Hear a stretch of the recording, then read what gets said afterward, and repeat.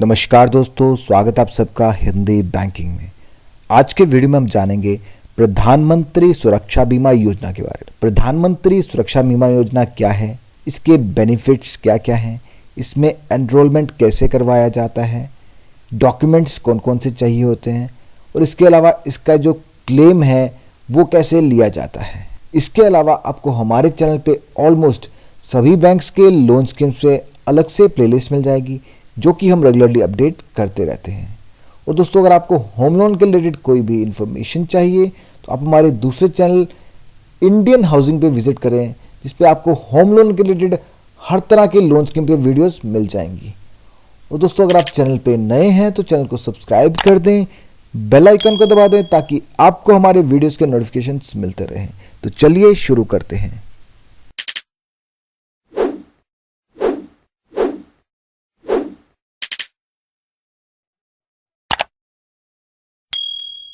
प्रधानमंत्री सुरक्षा बीमा योजना।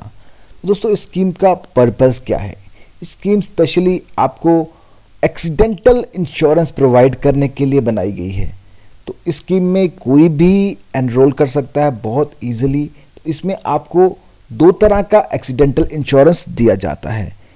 एक तो है जिसमें किसी की पार्शियल डिसेबिलिटी होती है, एक में कंप्लीट डिसेबिलिटी या डेथ हो जाती है। तो फर्स्ट को हम देखेंगे जिसमें total irrecoverable loss of both eyes और loss of use of both hands और फीट। अगर किसी के दोनों पैर, दोनों हाथ, दोनों आंखें बेकार हो जाती हैं या किसी एक्सीडेंट में डेथ हो जाती है तो उस केस में 2 लाख तक का क्लेम आपको मिल सकता है। भगवान करे कभी भी किसी को इस चीज़ की ज़रूरत ना पड़े, बट अगर किसी के साथ कुछ ऐसा मिसहैपनिंग हो जाता है तो उसके लिए थोड़ी सपोर्ट हो जाती है। और अगर किसी को लॉस ऑफ वन आई, किसी की एक आंख अगर चली जाती है किसी एक्सीडेंट में, एक हाथ चला जाता है, एक पैर चला जाता है, तो उसके लिए पार्शियल डिसेबिलिटी क्लेम है 1 लाख रुपए तक का। तो अगर दोनों आंखें या दोनों हाथ या दोनों पैर किसी के डिसेबल हो जाते हैं उस केस में आपको 2 लाख तक का इंश्योरेंस है। अगर सिंगल हैंड, सिंगल आई या सिंगल पैर में डिसेबिलिटी होती है तो उस केस में आपको 1 लाख तक का क्लेम मिलता है। एलिजिबिलिटी क्राइटेरिया क्या है? तो कोई भी इंडियन सिटीजन जो कि 18 से 70 ईयर्स के बीच में है और उनका बैंक अकाउंट होना मैंडेटरी है। अगर बैंक अकाउंट नहीं है तो आप उसी टाइम बैंक अकाउंट ओपन भी करवा सकते हैं किसी भी पोस्ट ऑफिस में, किसी भी प्राइवेट या पब्लिक सेक्टर बैंक में आप ये स्कीम का लाभ ले सकते हैं। आपका अकाउंट होना ज़रूरी है क्योंकि जो इसका ईएमआई है वो आपके अकाउंट से ही ऑटो डेबिट होता है। 70 ईयर्स से अगर आपकी एज ज़्यादा है तो भी आप इस स्कीम में एनरोल नहीं कर पाएंगे। 18 ईयर्स से अगर आप छोटे हैं, कम है आपकी एज, तो भी आप इस स्कीम में एनरोल नहीं कर पाएंगे। बाकी 18 से 70 के बीच में कोई भी लोग हैं तो इसमें एनरोल कर सकते हैं। तो डॉक्यूमेंट्स कौन से चाहिए? तो डॉक्यूमेंट्स अगर आपके पास पैन, आधार सब कुछ है तो आप दे सकते हैं, बट मिनिमल अगर डॉक्यूमेंटेशन की बात करें तो कम से कम आधार जो है वो रिक्वायर्ड है। आधार से आप अकाउंट भी ओपन करवा सकते हैं, BSBD अकाउंट, प्रधानमंत्री अकाउंट भी जिसको बोला जाता है, जनधन अकाउंट। आप वो वाला अकाउंट ओपन करवा के उसमें एटलीस्ट 12 रुपये का बैलेंस रखेंगे तो वो 12 रुपये कट जाएंगे और आपको जो है इंश्योरेंस मिल जाएगा, आप उसमें इंश्योर्ड हो जाएंगे स्कीम के अंदर। तो प्रीमियम कितना रहता है? तो शायद इससे कम प्रीमियम किसी भी एग्जिस्टिंग स्कीम में नहीं होगा। मात्र 12 रुपये का प्रीमियम है। 12 रुपये से आप 1 साल के लिए इंश्योर्ड हो जाते हैं। मतलब ऐसा नहीं है कि अगर आप 12 रुपये दे रहे हैं हर साल तो आपका कहीं पे पैसा इकट्ठा हो रहा है, एक्यूमुलेट हो रहा है, बाद में आपको मिलेगा, ऐसा कुछ नहीं है। आपको 12 रुपये में 1 साल का इंश्योरेंस मिल जाता है और 1 साल के बाद ये इंश्योरेंस खत्म हो जाता है और उसके बाद दोबारा इसको ऑटो रिन्यू करवाना पड़ता है। तो रिन्यू करवाने के लिए आपको कुछ भी नहीं करना पड़ता, जस्ट आपको अपने अकाउंट में 12 रुपये का बैलेंस मेंटेन करना है, वो ऑटोमेटिकली आपके अकाउंट से कट जाता है। और जो प्रीमियम कटता है हर साल 31 मई को कटेगा। उसके बाद में आप 1 जून से लेके 31 मई तक इंश्योर्ड रहेंगे और 31 मई को अगले साल का प्रीमियम एडवांस में कट जाएगा। तो मात्र 12 रुपये का प्रीमियम है, एडवांस में लिया जाता है और अगर आपके अकाउंट में बैलेंस नहीं होगा तो आपका ये प्रीमियम नहीं कटेगा और आपका इंश्योरेंस जो वो रिन्यू नहीं होगा।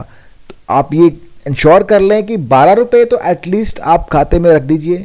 12 रुपये क्या, आप एक 100 रुपया डाल के खाते में परमानेंटली रख दीजिए, जिसमें से आपका प्रीमियम एटलीस्ट कटता रहे। और मैं सजेस्ट करूंगा कि सब लोगों को ये इंश्योरेंस ज़रूर करवाना चाहिए, क्योंकि 12 रुपये बड़ी अमाउंट नहीं है। कोई छोटे से छोटा आदमी, कोई डेली वेजर हो, कोई फ्रूट वेंडर हो या कोई दिहाड़ी मजदूर हो, वो भी इसको ज़रूर करवाए, क्योंकि इसमें एटलीस्ट उसकी फैमिली को थोड़ी बहुत सिक्योरिटी मिल जाती है। क्योंकि एक्सीडेंट्स बहुत ज़्यादा होते हैं, बाइक, स्कूटर, साइकिल हर कोई चलाता है और सभी ये प्रोन है एक्सीडेंट्स के लिए, क्योंकि रोड्स पे चल रहे एक्सीडेंट कभी भी हो सकता है। और भगवान ना करे अगर किसी का एक्सीडेंट हो जाता है तो उनको उस केस में रिलीफ थोड़ा बहुत ज़रूर मिल जाता है।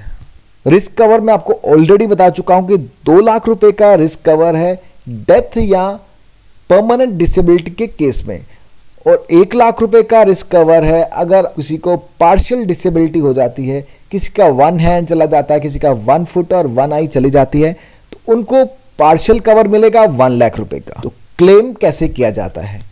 तो क्लेम के लिए प्रेफरेबली कहा गया है, मतलब ये श्योर ऐसा नहीं है कि 30 डेज के अंदर ही आपको क्लेम करना है, बट प्रेफरेबल यही है कि 30 दिन के अंदर अंदर अगर किसी का एक्सीडेंट हुआ है, किसी की डेथ हो गई है या डिसेबिलिटी हो गई है, तो 30 दिन के अंदर अंदर आप अपने जिस भी बैंक से आपने इंश्योरेंस करवाया है उनको इन्फॉर्म कीजिए। और इसका शायद आपको कोई सर्टिफिकेट भी ना मिला हो, बट आपकी पासबुक के अंदर अगर एंट्री है तो वो सफिशिएंट प्रूफ है, वही आप दिखा सकते हैं। या आपकी स्टेटमेंट में रिफ्लेक्ट कर रहा है कि 12 रुपये आपके कटे हैं PMSBY करके या प्रधानमंत्री सुरक्षा बीमा योजना करके, तो आप इंश्योर्ड हैं। आप उसको आप या आपका जो नॉमिनी है, अगर किसी की डेथ हो जाती है तो उस केस में उसका नॉमिनी जाएगा बैंक में और वो बोलेगा, क्योंकि इसमें नॉमिनेशन का स्पेस दिया जाता है, नॉमिनेशन लोग भरते हैं। अगर किसी ने नॉमिनेशन नहीं भरा है तो उस केस में उसके जो भी लीगल हायर हैं, यानी कि अगर किसी की डेथ हो जाती है उसने नॉमिनी नहीं भरा है, उसके पीछे जो उसके बच्चे हैं, उसकी वाइफ है, वो क्लेम कर सकते हैं। और इस क्लेम को प्रेफरेंस यही है कि आप 30 दिन के अंदर अंदर एटलीस्ट बैंक को इन्फॉर्म कर दीजिए। अगर किसी का एक्सीडेंट हुआ है, किसी की डेथ हुई है, किसी को डिसेबिलिटी हुई है, आप 30 डेज के अंदर अंदर बैंक को इन्फॉर्म कर दें कि इस क्लेम को इनिशिएट कर दिया जाए। और अगर आप 30 दिन के अंदर अंदर बैंक को इन्फॉर्म करते हैं तो बैंक के पास 7 दिन का टाइम है। 7 दिन के अंदर अंदर बैंक को आपका जो एप्लीकेशन है वो फॉरवर्ड करना है आगे कंपनी को, इंश्योरेंस कंपनी को, और इंश्योरेंस कंपनी भी 7 दिन के अंदर अंदर आपका जो क्लेम है इसको सेटल कर देती है। तो मैं तो सबसे यही रिक्वेस्ट करूंगा कि 12 रुपये का इंश्योरेंस है, बहुत ही सस्ता इंश्योरेंस है, गवर्नमेंट के द्वारा प्रोवाइड किया गया है, तो सब इस इंश्योरेंस को ज़रूर ले लें।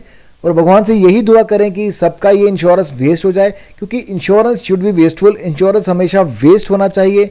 आप ठीक रहें, सलामत रहें। 12 रुपये कट गए हैं, अगर हाँ किसी का एक्सीडेंट हो जाता है तो उनको थोड़ा बहुत रिलीफ ज़रूर मिल जाता है। और इसके अलावा दोस्तों, प्रधानमंत्री सुरक्षा बीमा योजना की क्लेम के लिए हम अपने नेक्स्ट वीडियो में फुल्ली इसको डिस्कस करेंगे, पूरा डॉक्यूमेंटेशन के साथ एक एक चीज़ आपको बताएंगे। अगर मैं इसी वीडियो में बताऊंगा तो ये वीडियो काफ़ी ज़्यादा लंबा हो जाएगा, तो इस वीडियो को मैं यहीं पे रोकता हूं।